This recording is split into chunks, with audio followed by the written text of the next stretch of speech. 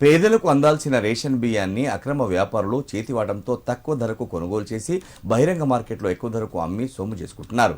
సిద్దిపేట జిల్లా గజ్వేల్ పట్టణ శివార్లోని ముట్రాజ్పల్లి గోదాముల వద్ద విజిలెన్స్, సివిల్ సప్లై అధికారులు దాడులు నిర్వహించారు.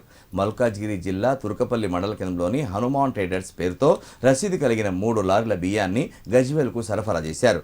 ఈ క్రమంలో అక్రమ రేషన్ బియ్యం సరఫరాపై నిఘా వేసిన విజిలెన్స్ అధికారులు గజ్వేల్ గోదాములపై దాడులు నిర్వహించి తనిఖీలు చేపట్టారు.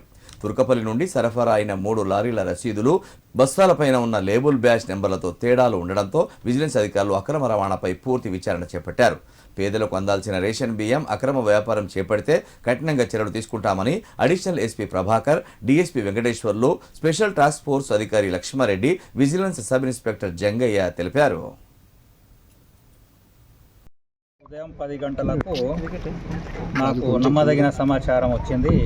ఏంటి అంటే 2 లారీలు రైస్ తీసుకొని ఈ సిఎస్సి గోడౌన్ ఈ గోడౌన్లో పార్క్ అయి ఉన్నాయి.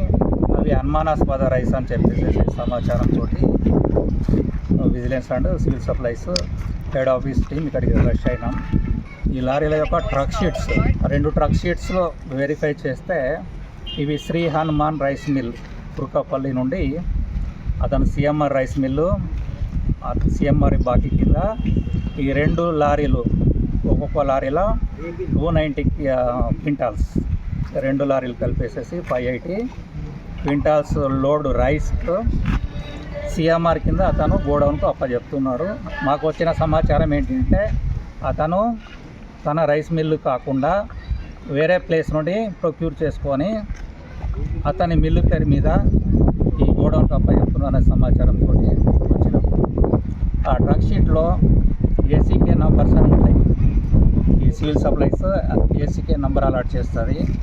ఆ ఏసీకే నంబర్స్ మ్యాచ్ చేస్తే ఏదైతే అసైన్ చేసిన లారీకి అసైన్ చేసిన లోడ్కి అసైన్ చేసిన ఏసీకే నంబర్ అలాంటి బ్యాగు సింగిల్ బ్యాగ్ కూడా ఏ లారీలో మ్యాచ్ కావట్లేదు. కాబట్టి ఇది సస్పెక్టెడ్ పీడిఎస్ కింద నిర్ధారణ అయింది. దీనిపైన మిల్ యజమాని పైన క్రిమినల్ చర్యలు తీసుకుంటాం.